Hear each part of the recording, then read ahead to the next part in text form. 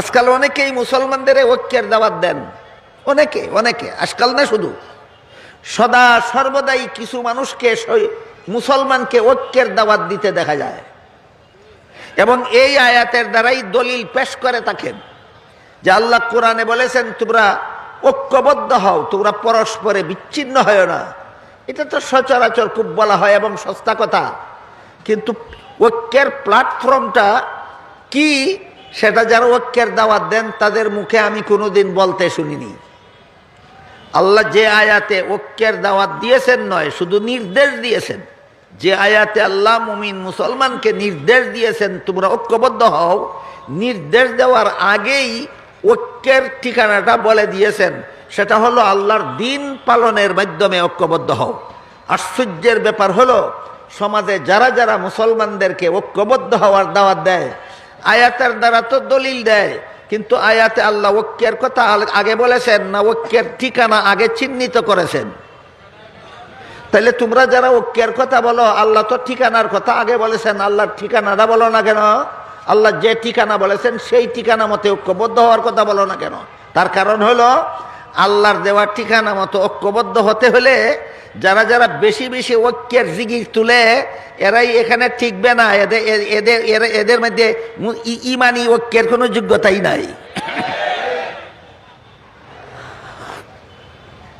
তাই আমাদের আবার বুঝতে হবে এখানে আল্লাহর রশি বলতে আল্লাহর দিন বুঝিয়েছেন। সারমর্ম হল হে মুমিন মুসলমানেরা, তোমরা সবে মিলে আল্লাহর দিন পালনের মাধ্যমে ঐক্যবদ্ধ হও। আপাতত এইটুকু মনে রাখি যে আয়াতের অর্থ হলো তোমরা আল্লাহর রশ্মিকে ধারণ করার মাধ্যমে ঐক্যবদ্ধ হও, আর আয়াতের মর্ম হলো তোমরা আল্লাহর দিন পালনের মাধ্যমে ঐক্যবদ্ধ হও। তাই এবার জরুরি ভিত্তিতে আমাদের বোঝার প্রয়োজনীয়তা দেখা দিয়েছে যে আল্লাহর দিন বলতে কি বোঝায়, দিন শব্দের অর্থ কি। এখানেও একটা আশ্চর্য ব্যাপার আছে, সেটা হলো এই দিন শব্দটা আল্লাহ কোরআনের যত আয়াতে ব্যবহার করেছেন সবগুলি আয়াতে একই অর্থে আল্লাহ দিন শব্দ ব্যবহার করেননি। আল্লাহ কোরআনের বিভিন্ন আয়াতে দিন শব্দকে বিভিন্ন অর্থে ব্যবহার করেছেন। এই কথাটা মনে রাখুন সামনের কথাগুলি বোঝার জন্য। যে দিন পালনের মাধ্যমে আল্লাহ আমাদের ঐক্যবদ্ধ হওয়ার নির্দেশ দিয়েছেন, সেই দিন শব্দটাকে আল্লাহ সুনির্দিষ্ট কোনো অর্থে সবগুলি আয়াতে ব্যবহার করেননি। এক আয়াতে দিন শব্দকে এক অর্থে ব্যবহার করেছেন, আরেক আয়াতে দিন শব্দকে আল্লাহ নিজেই আরেক অর্থে ব্যবহার করেছেন, অন্য আয়াতে আল্লাহ দিন শব্দকে অন্য অর্থে ব্যবহার করেছেন।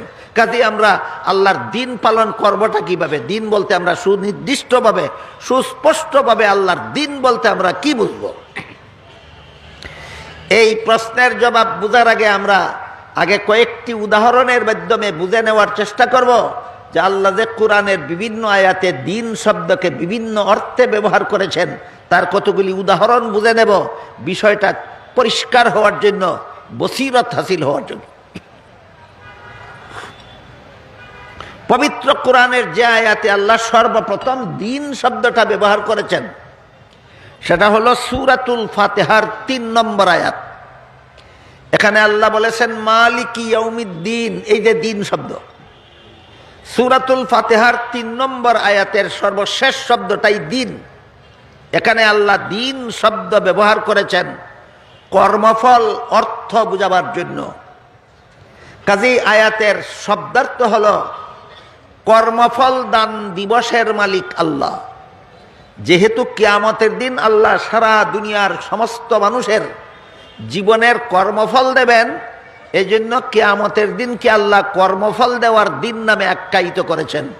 সারমর্ম হলো মালিকি ইয়াউমিদ্দিন আয়াতে আল্লাহ দিন শব্দকে কর্মফল অর্থে ব্যবহার করেছেন। ভুলে যাবেন না, আরো কতগুলি আয়াতে আরো কতগুলি অর্থ আসতেছে সামনে। দ্বিতীয়টা বুঝতে বুঝতে প্রথমটা যেন ভুলে না যান, তৃতীয়টা বুঝতে বুঝতে দ্বিতীয়টা যেন ভুলে না যান, চতুর্থটা বুঝার আগে তৃতীয়টা যেন ভুলে না যান।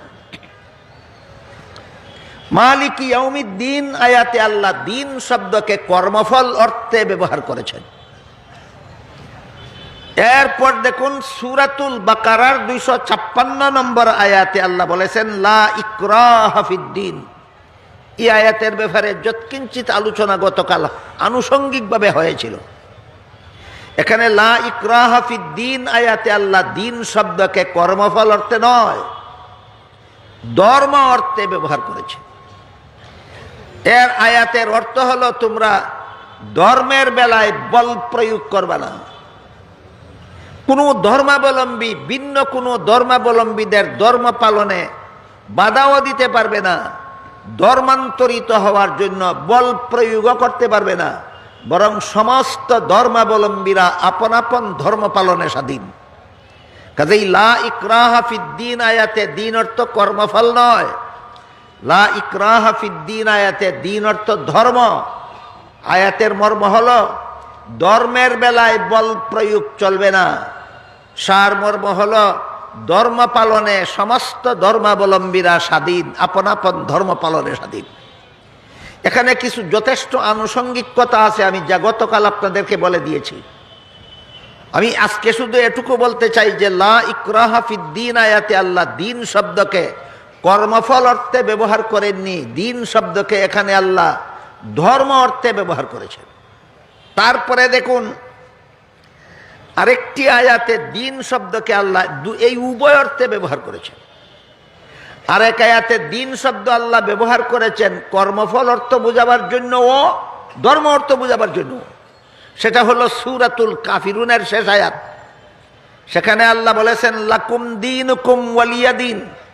এখানে দিন শব্দের অর্থ কর্মফল, এখানে দিন শব্দের অর্থ ধর্ম। তাহলে আয়াতের উভয় অর্থ যেহেতু এই আয়াতে গ্রহণযোগ্য, কাজে আয়াতের অর্থ দাঁড়ায় দুইটা। একটা অর্থ দাঁড়ায় লাকুম দীনুকুম ওয়ালিয়া দিন। আয়াতের একটা অর্থ হলো তোমাদের ধর্ম আলাদা, আমাদের ধর্ম আলাদা। এখানে তাহলে লাকুম দীনুকুম ওয়ালিয়া দিন আয়াতে দিন শব্দকে ধর্ম অর্থে ব্যবহার করা হবে।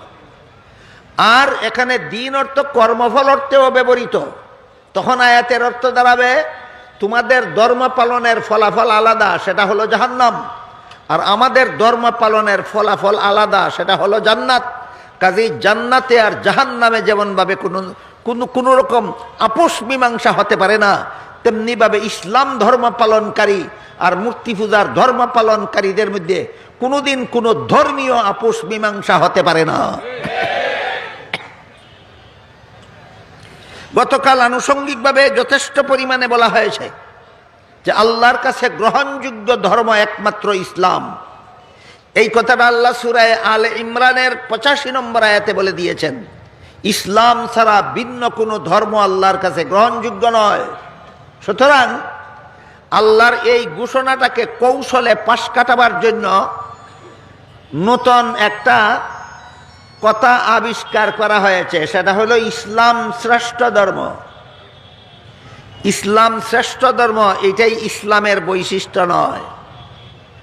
ইসলামকে শ্রেষ্ঠ ধর্ম বললে মর্ম দাঁড়ায় বাকিগুলি ধর্ম, তবে শ্রেষ্ঠ নয়। ইসলামকে শ্রেষ্ঠ ধর্ম বললে মর্ম কি দাঁড়ায়? বাকিগুলিও ধর্ম, যদিও শ্রেষ্ঠ নয়। এটা সূরা আলে ইমরানের 85 নম্বর আয়াতের সাথে সম্পূর্ণ সাংঘর্ষিক। সুতরাং ইসলাম শ্রেষ্ঠ ধর্ম, এটা ইসলামের বৈশিষ্ট্য নয়। ইসলামের একমাত্র বৈশিষ্ট্য হলো ইসলাম ছাড়া আর কোনো ধর্মই গ্রহণযোগ্য নয়। পার্থক্য আছে কিনা দুই কথায়? ইসলাম শ্রেষ্ঠ ধর্ম বলার মধ্যে একটা কূটকৌশল আছে। ইসলামকে শ্রেষ্ঠ ধর্ম বলার মধ্যে একটা অপকৌশল আছে। সেই অপকৌশলের মাধ্যমে অন্যান্য ধর্মগুলিকেও নীরবে স্বীকৃতি প্রদান করা হয়। ইসলামকে শ্রেষ্ঠ ধর্ম বললে অন্যান্য ধর্মকেও কৌশলে স্বীকৃতি প্রদান করা হয়।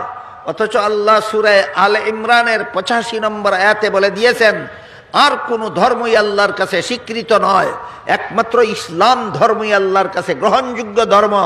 বুঝে থাকলে একবার বলুন, ইসলামকে শ্রেষ্ঠ ধর্ম বললে ইসলামের বৈশিষ্ট্য প্রকাশ পায়, না একমাত্র গ্রহণযোগ্য ধর্ম বলতে হবে?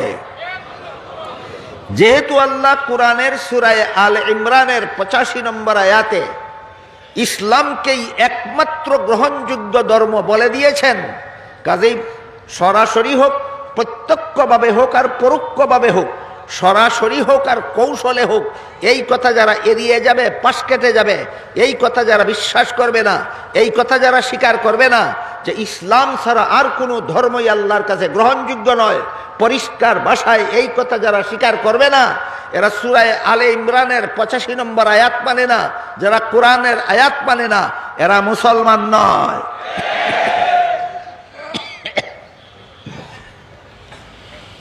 তিনটি উদাহরণ পেশ করলাম আপনাদের সামনে।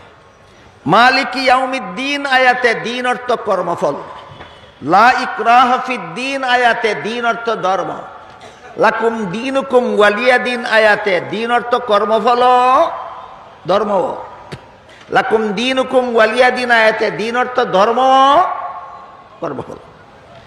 তারপরে দেখুন সূরা শুরার 13 নম্বর আয়াতে আল্লাহ বলেছেন আকিমুদ্দিন, এখানেও দিন শব্দ আছে, কিন্তু এখানে দিন শব্দকে আল্লাহ কর্মফল অর্থেও ব্যবহার করেননি, ধর্ম অর্থেও ব্যবহার করেননি। সূরা শুরার 13 নম্বর আয়াতে যে আল্লাহ বলেছেন আকিমুদ্দিন, এখানে দিন অর্থ কর্মফল নয়, দিন অর্থ ধর্মও নয়, এখানে দিন শব্দকে আল্লাহ ইসলামের সহি আকীদা অর্থ বুঝাবার জন্য ব্যবহার করেছেন। সহি আকীদা কোরআনের ভাষা, বাংলায় বলতে পারেন বিশুদ্ধ মতবাদ।